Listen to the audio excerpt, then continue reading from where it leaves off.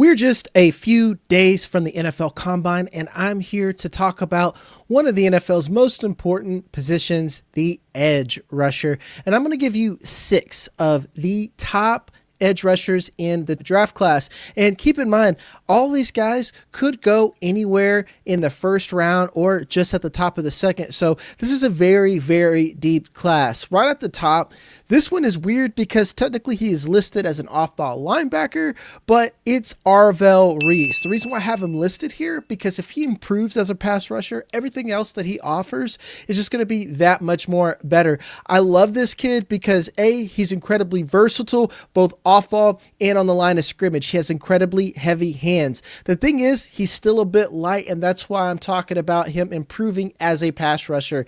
He's 6'4", 243 pounds, but he had 69 total tackles in 2025, 10 tackles for loss, 6.5 sacks, 2 passes defense. This guy can play off ball in coverage. You could have him both as a speed rusher and as a power rusher, and getting those speed rusher moves, that's the key thing to really, really untap his potential. I personally think he's not just the best edge rusher, but one of the best players, if not the top prospect in this draft class. Next down this list, David Bailey. I don't think there is a safer player because where we really like the upside of Arvell Reese, David Bailey is just the best pure pass rusher in this class. 6'3", 250. He's really good at turning that speed into power, has incredibly heavy hands when he attacks the offensive line. I mean, this guy is one of the most productive players in this class. 52 total tackles in 2025, 19.5 tackles for loss, 14.5 sacks, and 3 forced fumbles. Just an absolute finisher. That doesn't even include the high pressure sacks. That doesn't even just include the total pressures like hurries and hits on the QB. He's consistently in the backfield. He can both spin and use that power like I mentioned before. There is very few players that are as safe as David Bailey. The next one, hot take, my third best edge defender. It's not Reuben Bain, it is Zion Young. This guy has size, length, and more importantly, power. 6'5", 262 pounds. For 2025, he had a pretty decent season. 42 total tackles, 16.5 tackles for loss, 6.5 sacks, and 2 forced fumbles. He is very versatile in a 3-down player. You can move him inside, you can move him outside in 5 technique, 3 technique. He has length, very, very, very heavy hands, meaning that with that length in those hands, he provides really good punch, can really separate and move off defenders. At the Senior Bowl, we saw a little bit more of that finesse action where he can punch hard with his hands and then let an offensive lineman's body weight do the work and then olay them and get around and get to the quarterback. He's someone who I expect to really rise after the combine, and I'm very, very curious about his workout numbers. 4, we have Reuben Bain. I talked about David Bailey being safe. Reuben Bain, as far as a pure hand in the dirt defensive end edge rusher, Reuben Bain is another safe player. Arvell Reese is someone where we really like the upside a lot more than who he is currently as a prospect. Zion Young is the same version of this player.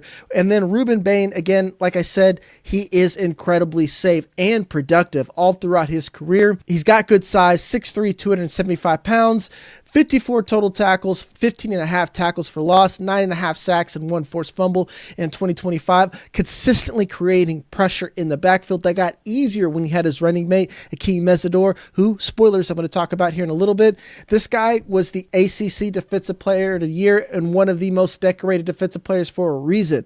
But I think he is closer to his ceiling than a lot of these guys are. But keep in mind, that is a very, very good ceiling.